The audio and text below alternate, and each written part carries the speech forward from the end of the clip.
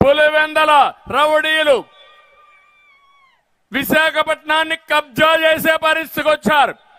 ముఖ్యమంత్రి బంధువు అనిల్ రెడ్డి విశాఖపట్నంలో ఇష్టానుసారంగా కబ్జాలు చేస్తున్నారు.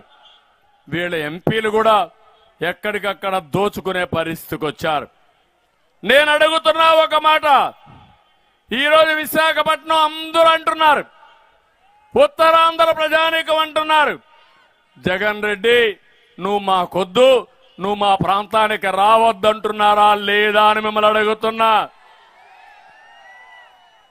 ఆ రోజు మనం అందరం ఒప్పుకున్నాం, అమరావతి మన రాజధాని, విశాఖపట్నం మన ఆర్థిక రాజధాని అని ఒప్పుకున్నావా లేదా అని మిమ్మల్ని అడుగుతున్నా. ఇప్పుడు 3 ముక్కలాట, 3 రాజధానులాట, అసలు రాజధాని లేకుండా చేసి 5 సంవత్సరాలు ఒక చరిత్రహీనుడిగా మిగిలిపోయే పరిస్థితికి వచ్చాడు. ఈయన వస్తున్నాడంటే అందరూ భయపడిపోయే పరిస్థితికి వచ్చారు. ఇంత దుర్మార్గమైన ముఖ్యమంత్రిని నేను ఎక్కడా చూడలేదు.